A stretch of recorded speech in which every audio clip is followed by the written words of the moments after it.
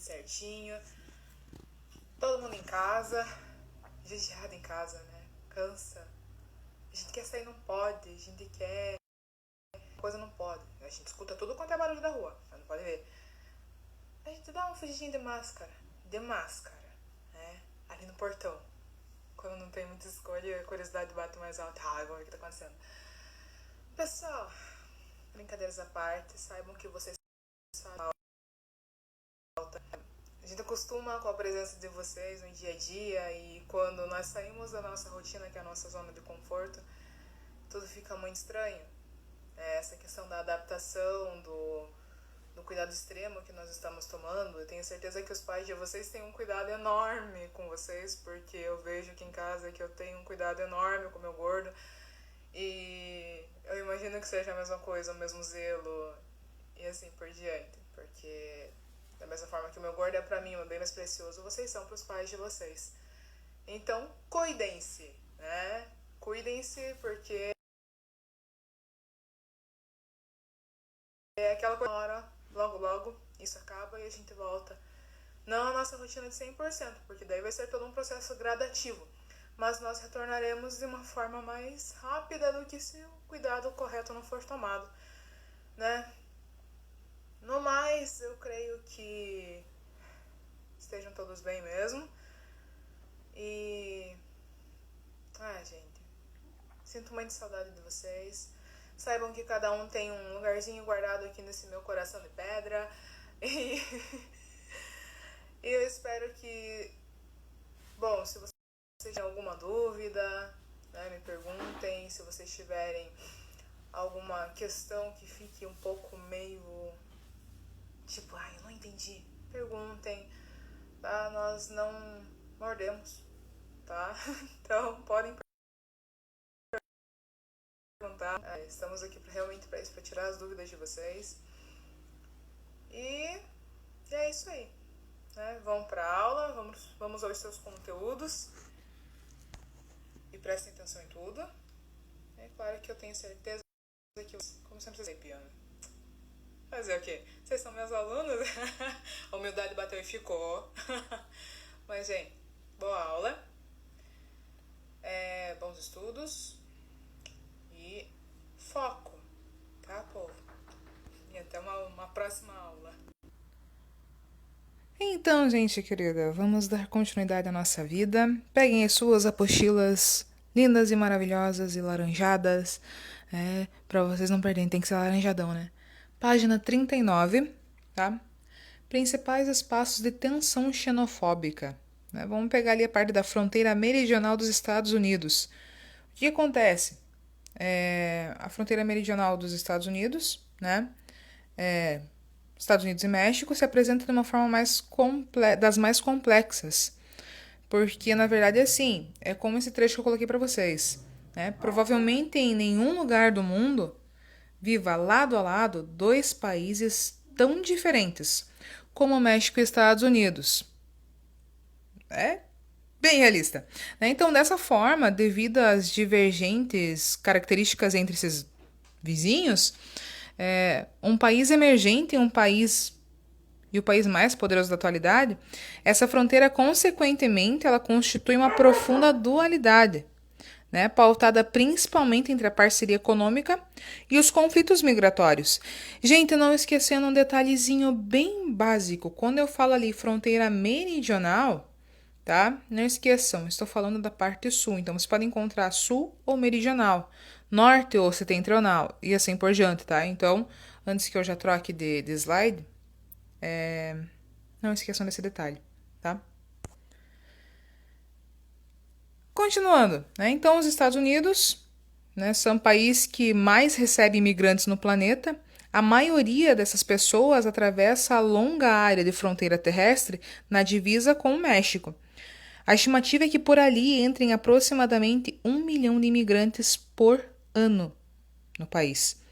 Grande parte de origem mexicana, embora tenha sido verificada uma tendência de redução nesse fluxo após uma crise que teve nos Estados Unidos em 2008.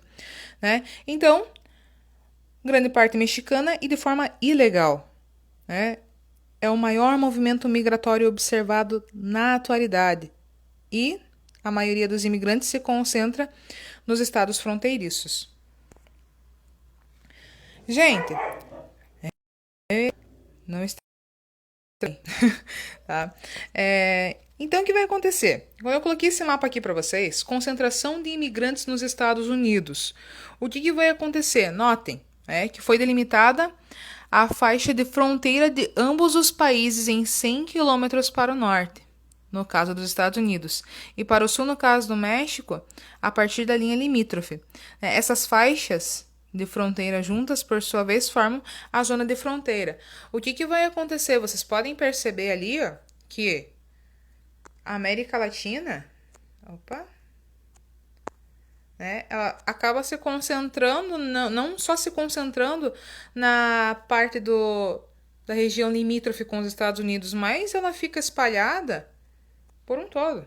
Vamos lá usar o Patrícia, que eu descobri que tem aqui. Tem aqui o vermelhinho laranjado. Aqui, então, nem se fale, né? Aqui. Opa, aqui não. Aqui. Então, a gente não pode falar que é só na parte da fronteira que isso ocorre, né? Por quê? Porque isso acaba ocorrendo. Aí, como é que ficou meu mapa, né? Fora a parte que eu não enxerguei, porque a pessoa aqui ela é meio cega.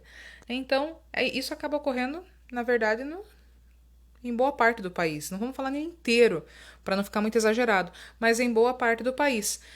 Porém, vamos olhar o mapa inteiro, tá?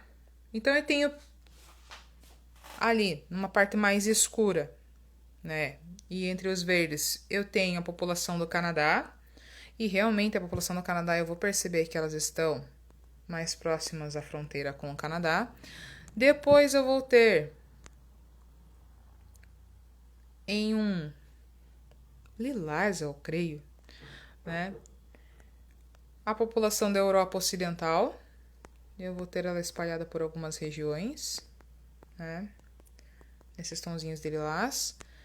Depois eu terei em laranjado e gradativo essa cor, indo para um... Será que é um begezinho? Eu sou péssima com relação a esses negócios de mudanças de tonalidade. Mas, então, no laranjado, a população da Ásia e do Oriente Médio. O que vai acontecer? Vocês podem notar que eles estão na parte do Havaí, tá? E na parte do Alasca. Então, são as regiões que ficam mais próximas para que ocorra essa tramitação, tá? Então, fica mais para a parte do Oceano Pacífico. Fica mais próximo para eles mesmo, para as pessoas que saem da Ásia. E ainda numa tonalidade mais escura, ainda da Rússia e Europa Oriental, ainda ali na parte do Alasca, tá? E depois da região da África, tá? Então, isso acaba fazendo a minha delimitação com relação ao mapa de concentração de imigrantes nos Estados Unidos. Então, gente, de acordo com o Departamento de Segurança Interna dos Estados Unidos, em 2011, estima-se que havia 11 milhões e meio de imigrantes vivendo de forma ilegal no território estadunidense. Tá? Então, 59% deles seriam mexicanos. Atualmente, a fronteira México-Estados Unidos se apresenta de uma maneira complexa, devido à grande discrepância de poder entre Estados Unidos e México. A fronteira entre eles dois, entre esses dois estados, ela é a 10ª maior fronteira contínua do mundo e divide os dois países com idioma, cultura, economia, peso político, tudo muito diferente. Enquanto ao sul encontra-se um país emergente de cultura latina e com uma industrialização tardia, a norte tem-se um país anglo-saxão e uma potência econômica, política e militar mundial. Ao estar nos Estados Unidos ou no México, é comum serem expressadas as palavras mexicans e gringos, respectivamente. Essas palavras, comumente utilizadas nos respectivos países, são formas explícitas da fronteira ideológica existente entre esses dois países, atualmente. Essa fronteira ideológica destacada pelas divergências históricas, econômicas e culturais entre México e Estados Unidos. acaba exercendo um papel complicador de inserção, né, interação e integração das populações desses dois estados. Essa fronteira ideológica tem as suas raízes já na expansão estadunidense sobre o território do México, em que a população mexicana que vivia no território dominado se tornou uma população estrangeira, né, que sem falar o inglês, logo ganhou o papel de vítima de racismo e subordinação, agravando tal circunstância desde a metade do século XIX. Então, diversos fatores sociais, como os processos de resistência, criaram a figura do mexicano como um pobre, moreno e trabalhador. Somando todo esse cenário, com a proibição de fabricação, venda e importação de bebidas alcoólicas instituída na década de 1920, se intensificou a criação dos bordéis e cassinos na fronteira, né, o que fomentou, na visão dos estadunidenses, a caracterização do México como um lugar de diversão e os mexicanos como um povo ligado a atividades ilícitas nos Estados Unidos. Então, infelizmente, é essa visão que eles acabaram criando na época. Gente, esse expressivo deslocamento humano traz consequências demográficas culturais importantes. Quais seriam elas? A influência da cultura mexicana nos estados fronteiriços dos Estados Unidos, que já pertenceram ao território do México, né? Eles foram perdidos em meados do século XIX em uma guerra entre os dois países, né? Vem acentuando, tá? Então, mesmo quando são considerados apenas os imigrantes legais, a população hispânica confere características demográficas e culturais peculiares nos Estados Unidos. Há muitos locais em que a língua espanhola é mais falada que o inglês. O catolicismo predomina sobre o protestantismo. Os hábitos latinos, com a preferência pelo futebol praticado pelos pés, né, eles criam raízes. As famílias elas tendem a ter mais filhos que no restante do país. E por aí vai. Então, os cidadãos legalizados nos Estados Unidos, esses latinos, constituem um importante grupo social capaz de interferir decisivamente na política regional e local. Então, aqui nós temos até 4 gráficos. Vocês têm esses gráficos na página 40 da apostila de vocês. No primeiro gráfico, eu tenho ali... aqui, no primeiro gráfico... agora me tampou um negócio. Aí, no primeiro gráfico... em verde, eu tenho os hispânicos e no tom mais escuro, os não hispânicos. População total, o crescimento da população. Então, notem, gente, a participação é muito grande, 37%, quase 38%, de hispânicos no estado da Califórnia. Depois eu tenho o estado do Novo México, ao lado, Então, aqui, hispânicos, 45%, não hispânicos, 54%. 55%, vamos arredondar, 54,9%.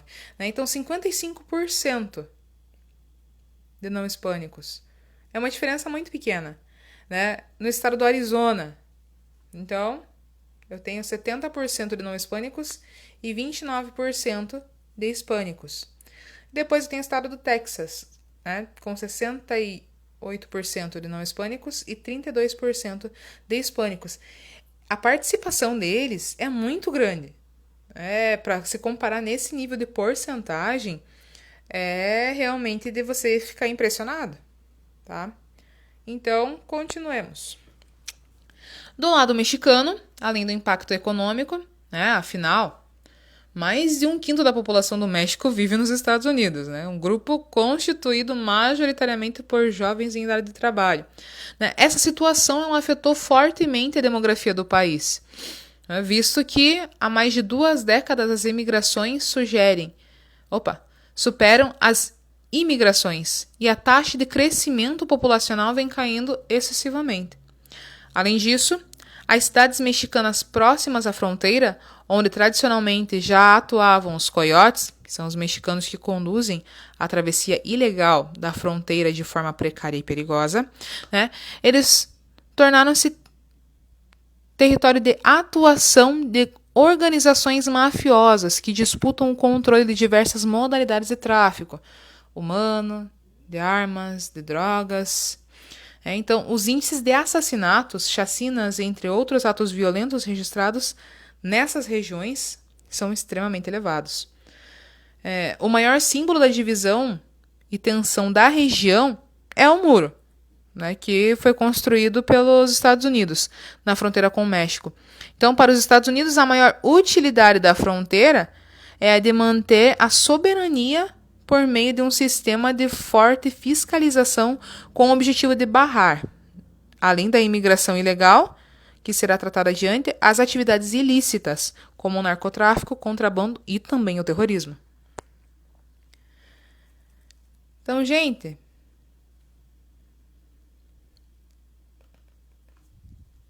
dessa forma, tais elementos se constituem como os principais problemas na região da fronteira México-Estados Unidos. De maneira geral, as atividades ilícitas elas se caracterizam como um grande problema para os dois lados. Né? No âmbito do narcotráfico, o principal atingido por tal são os Estados Unidos, né? Que promovem e investem em uma enorme quantidade de programas de controle fronteiriço e aparato institucional com o fim de barrar tais atividades ilícitas, tanto advindas do próprio México, quanto as que usam o território mexicano como porta de entrada para os Estados Unidos, tá? Como é o caso do narcotráfico colombiano. Por outro lado, né, o México, além de sofrer as consequências do narcotráfico, como pode-se notar na grande força que exercem os grupos do narcotraficante como Zeta e Del Golfo, é o maior prejudicado no âmbito do contrabando. À medida em que o contrabando facilita a chegada do armamento ao território mexicano. Então, esse armamento contrabandeado ele é encaminhado para as mãos dos grupos narcotraficantes, o que resulta em um movimento cíclico, né, entre o contrabando e o fortalecimento dos narcotraficantes. No que diz respeito ao terrorismo, né, se tornou uma preocupação na fronteira México-Estados Unidos, sobretudo, claro, por parte do governo estadunidense, não pelo histórico que tem, mas pelos ataques terroristas do 11 de setembro. Né? Então, de Nova York a Washington, que em seguida levou a declaração da guerra ao terror. E daí, na verdade, por isso eles acabam tendo mais medo por relação ao terrorismo, não que tenha acontecido alguma coisa. Então, a partir de então, assentou-se a vigilância e proteção da fronteira, com o aumento dos muros, né, uso de forte iluminação, binóculos de visão noturna, veículos militares e helicópteros, além das câmeras, sensores de movimento, detectores de calor humano, máquinas de raio-x, torre de vigilância e grande número de agentes patrulheiros na fronteira. Gente, o investimento nessa fronteira, ele é muito forte, tá? E é desse jeitinho que nós falamos agora. Então, diante desse quadro, os hispânicos são o principal alvo nos episódios de xenofobia verificados nos Estados Unidos. As ações de hostilidade, no entanto, não se restringem aos estados meridionais, até porque os hispânicos se distribuíram geograficamente por todo o país. A presença de gangues, né, de skinheads formadas por indivíduos anglo-saxônicos de origem branca, realizando ataques contra diversas minorias, hispânicos, chineses e outros asiáticos, afrodescendentes, árabes e judeus, configuram ameaças de à segurança social interna. Muitas vezes, as ações realizadas por esses grupos, elas são até acobertadas por autoridades, comerciantes, empresários e igrejas de caráter fundamentalista que assumem publicamente o discurso extremista de culpar os imigrantes pelo desemprego e por outros problemas econômicos. O sul dos Estados Unidos registra ainda a atuação violenta de milícias armadas patrocinadas por empresários locais que atuam paralelamente. A MIGRA. A MIGRA é a Polícia de Fronteira estadunidense. Então, patrulhando a extensa fronteira com o México. Estima-se que mais de 500 imigrantes morrem atualmente na tentativa de ultrapassar ilegalmente a fronteira para os Estados Unidos. Aí, para coibir esse fluxo, né, foram erguidos os muros de contenção, né, os pontos da fronteira. Gente, separei aqui um pouquinho, eu falei ali num pedacinho da aula de vocês sobre os skinheads. Mas aí a gente fica naquela questão, né? Tá, é um grupo? Mas o que que é? Que tipo de grupo? E eu achei melhor deixar ele detalhado para vocês, tá? Então, o que que é? Que grupo é esse? Nos últimos 50 anos surgiram várias tribos urbanas, sendo cada uma com sua identidade, ideologia e estética. Enquanto os hippies dos anos 60 se opunham às convenções sociais, defendiam o amor livre e os ideais pacifistas, os skinheads dos anos 70 se destacaram por sua atitude desafiante e até mesmo violenta. O movimento skinhead nasceu nos bairros de classe operária da cidade de Londres e em poucos anos se estendeu para outros países ocidentais. A origem desse movimento se encontra nos chamados Rude Boys, jovens de origem jamaicana, fãs de música reggae e do ska, então que se instalaram nos subúrbios ingleses em busca de um futuro melhor.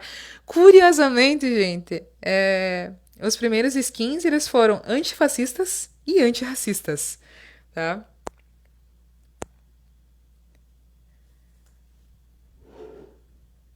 Então, uma tribo urbana que não desperta simpatia no conjunto da sociedade.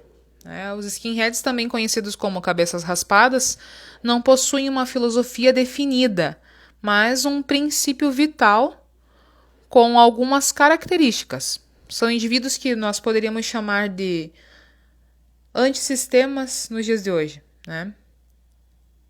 No plano político, um setor dessa tribo urbana apresenta inclinações próprias do nazismo, mas o subgrupo dos Redskins é claramente antifascista. Em geral, são apolíticos e apresentam uma imagem geralmente negativa, uma vez que a cultura está associada a atitudes homofóbicas, violentas e racistas.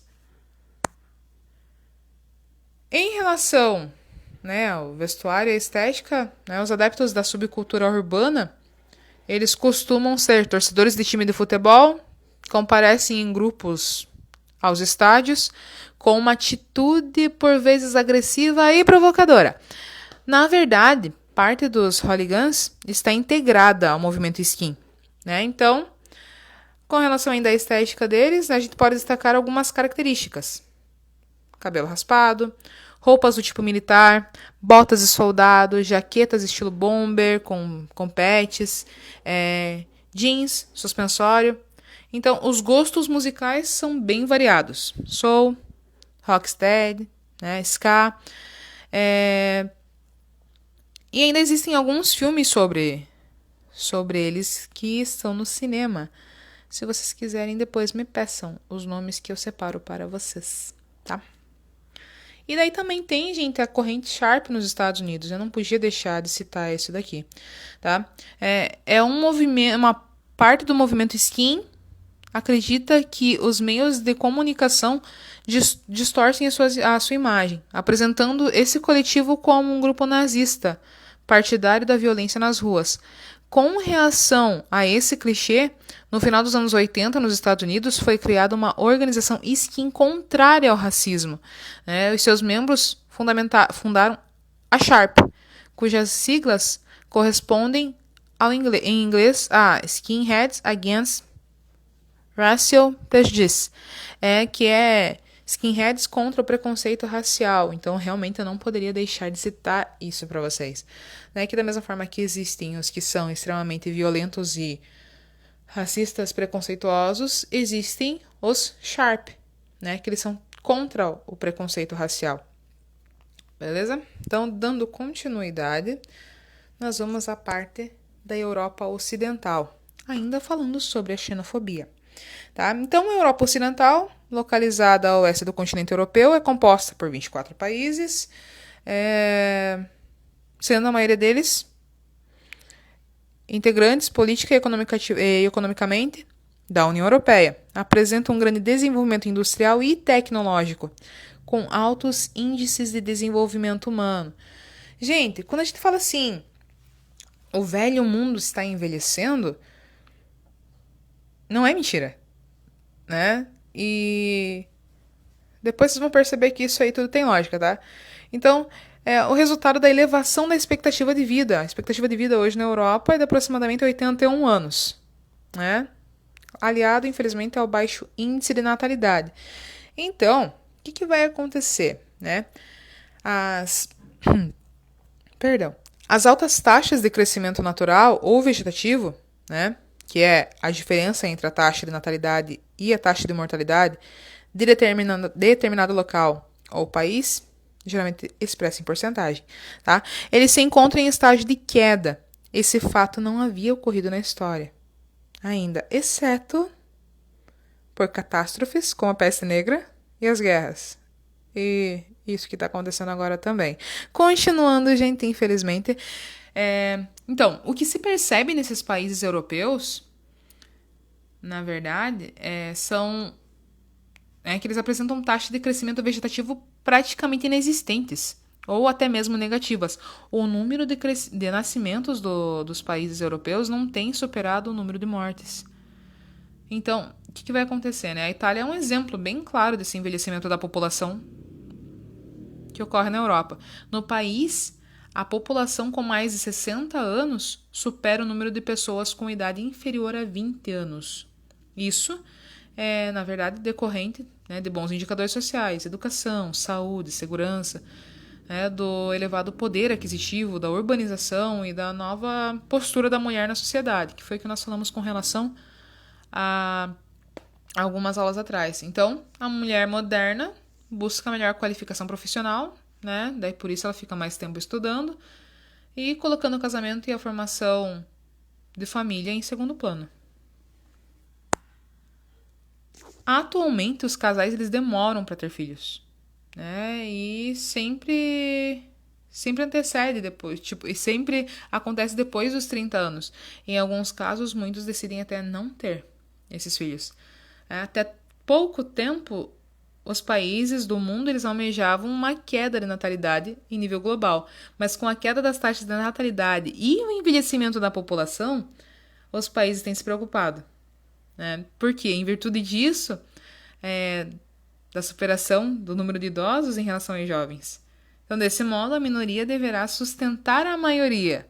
Isso produzirá um grande desequilíbrio nas nações, por causa dessa sobrecarga dos sistemas previdenciários. Outro fator preocupante com relação a essas mudanças.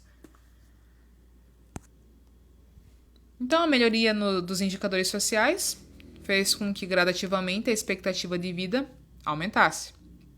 Mas apresenta um ponto negativo, que é a redução das taxas de natalidade, o que resultou na redução do crescimento populacional do continente, já verificado em alguns países. E aqui mostra o mapa da expectativa de vida, para vocês terem mais ou menos uma base, né? Quanto mais escuro, é o lado que vive-se mais. Na medida que vai ficando mais clarinho, é o lado que vive-se um pouquinho menos, tá? Aí aqui nós temos as pirâmides etárias da Europa, 1950, 2000 e 2050.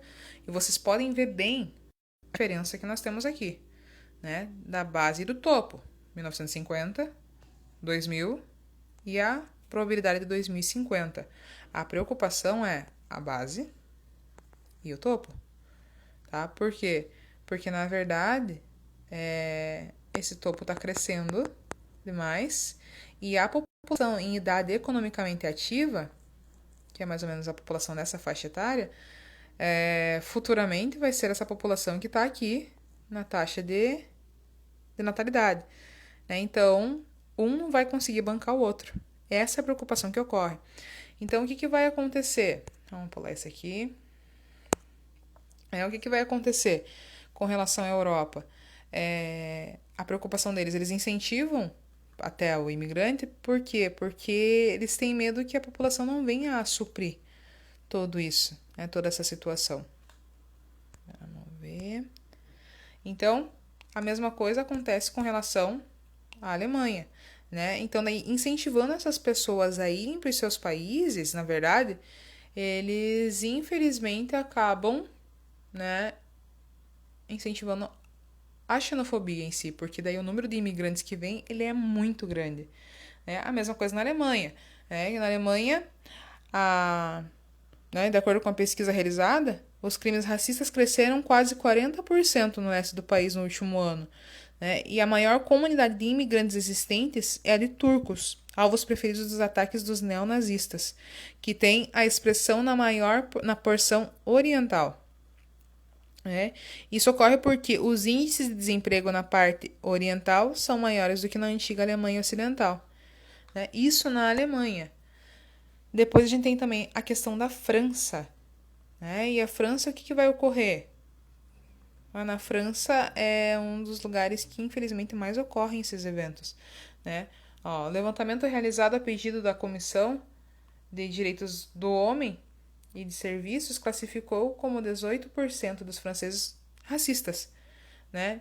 Em outros 40% foram encontrados sinais de simpatia por teses que estimulam a segregação racial. O Instituto colheu opiniões de 1.040 pessoas pertencentes a diversas categorias sociais e simpatias políticas sobre uma série de tópicos relacionados ao racismo. Então, também acaba sendo extremamente preocupante com relação a essa parte do preconceito com o imigrante. No Reino Unido, gente, a situação, infelizmente, também ocorre, né? Por exemplo, no Reino Unido já registrou mais de 100 episódios de xenofobia desde a vitória do Brexit. Né? No referendo, que saiu até saiu num jornal, deixa eu ver se eu lembro o nome, Independent, né? Que eles falaram que eram casos de insultos, de crime, de ódio, todos registrados no país. Isso depois do Brexit. Né? Então, muitos agressores mencionaram explicitamente a decisão do país de deixar a União Europeia. Tá? Da Itália, além de tudo, ainda tem o fator da localização do país. Né? É um dos países mais afetados pelo decréscimo das taxas de crescimento vegetativo.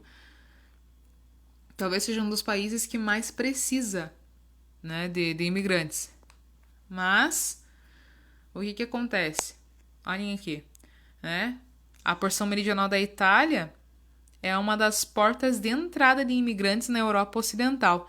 Então, no Estreito de Otranto, entre Itália e Albânia, na entrada do Mar Adriático, as duas penínsulas estão separadas por apenas 72 quilômetros. E o estreito separa uma das maiores economias da União Europeia do país mais pobre da Europa.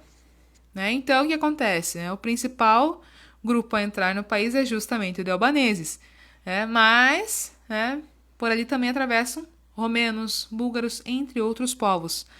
Já na rota Lampedusa, que vocês podem olhar ali, que é da parte que vem da África, o predomínio é de africanos, de várias nacionalidades. Então, trata-se de uma rota mais perigosa, sendo comuns naufrágios das mais precárias embarcações. Por isso que eu coloquei até essa foto aqui para vocês. Pra gente lembrar aqui nessa parte da Lampedusa. Depois nós temos a Espanha. A Espanha é o país e a principal porta de entrada em solo europeu de imigrantes provenientes da África. Os imigrantes, na verdade, eles utilizavam o território como rota de passagem, tentando atingir as economias mais fortes do continente. Mas o que aconteceu? Tem a dificuldade de chegar. E tem o crescimento econômico espanhol. Aí que o que ocorreu foi automático, né? Elevou o número de imigrantes que se fixaram na Europa. E atualmente é o país europeu que mais recebe imigrantes por ano. Tá? Então, o contexto da crise europeia, com o desemprego atingindo 1/4 da população espanhola, tornou o país um terreno fértil para a xenofobia. Gente, com relação ao Japão e à Austrália, o que vale a gente ressaltar, no Japão, assim como na Europa, deixa eu lembrar aqui deu branco, daí já volta, né? O Japão era um importante espaço de repulsão no cenário das migrações internacionais, com relação até mesmo comparativo com a Europa da Segunda Guerra Mundial, né? Então, a necessidade de reconstrução após a derrota da guerra e principalmente até a rápida recuperação econômica colocou o país em poucas décadas na condição de segunda maior economia do planeta, né? Atualmente foi superado pela China, e de protagonismo no desenvolvimento e na incorporação das tecnologias da terceira revolução industrial. E aí, até se vocês olharem a apostila de vocês, na página 47, vai ter essa mesma foto, né, que são os decassegues brasileiros, que eles protestam em Tóquio contra o desemprego, tá? Depois a gente vai ter a questão da Austrália, né? A Austrália trata-se de um país que até poucos anos notabilizava-se por adotar fortes políticas de incentivo à migração, né? Mas depois que teve o problema com o desemprego, eles foram obrigados a restringir a entrada dos estrangeiros. Contudo, claro, né, ao contrário do caso do japonês, a Austrália é geograficamente muito mais extensa, podendo abrigar uma população maior, né, do que a atual. Então, gente, causou desemprego, crise, infelizmente uma das coisas que ocorre é a xenofobia. O primeiro que recebe a pancada é o imigrante. Às vezes ele não recebe a pancada de ser desempregado, mas a pancada de sofrer o preconceito das pessoas que são do país, né? Meu povo, atividade de vocês. Suas apostilas. Página 46 e 47. Hora do estudo, página 49. Eita, a hora faltou espaço, mas tudo bem, né? Então, hora do estudo, página 49. Meu povo, boa aula, boas atividades, bons estudos, boa semana. Se cuidem.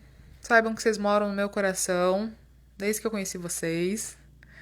E um abração para todos e até a próxima aula.